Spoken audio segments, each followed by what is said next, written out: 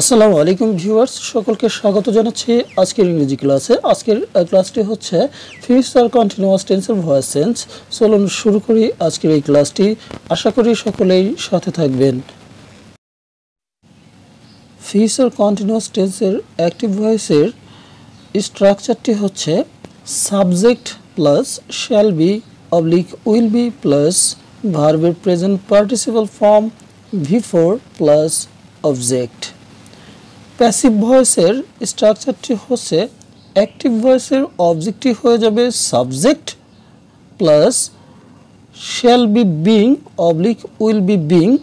এখানে shall be being অথবা will be being হবে সাবজেক্ট অনুযায়ী, প্লাস ভার্বের past participle V3 plus by plus active ভয়েসের সাবজেক্টটি হয়ে যাবে অবজেক্ট।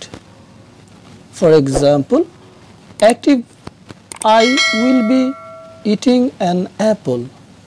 আমি একটি অ্যাপল খেতে থাকব। এর প্যাসিভ হবে অ্যাক্টিভ ভয়েসের অবজেক্ট হচ্ছে অ্যান অ্যাপল, সাবজেক্ট হয়ে গেল। এই সাবজেক্ট অনুসারে নিয়ে আসা হলো উইল বি বিং। এরপর ইটিং ভার্বের পার্টিসিপল থেকে হয়ে গেল, প্রেজেন্ট পার্টিসিপল থেকে হয়ে গেল পাস্ট পার্টিসিপল ইটেন। এরপর বাই আই সাবজেক্ট ছিল, এটি হয়ে গেল অবজেক্ট। অবজেক্ট হয়ে আই থেকে হয়ে গেল মি, অর্থাৎ an apple will be being eaten by me.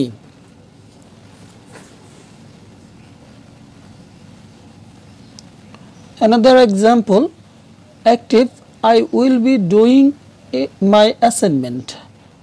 এখানে মাই অ্যাসাইনমেন্ট অবজেক্টটি প্যাসিভ করার সময় সাবজেক্ট আকারে মাই অ্যাসাইনমেন্ট প্রথমে বসলো।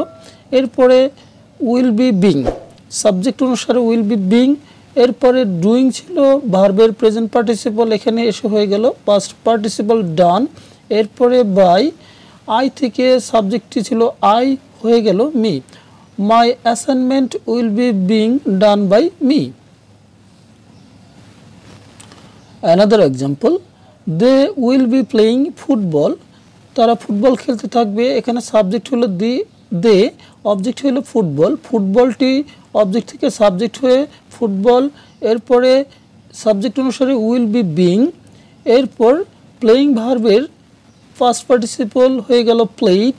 এরপরে বাই দে ছিল সাবজেক্ট, হয়ে গেল অবজেক্ট দেম, অর্থাৎ football will be being played by them. Thank you for watching. Please subscribe my channel.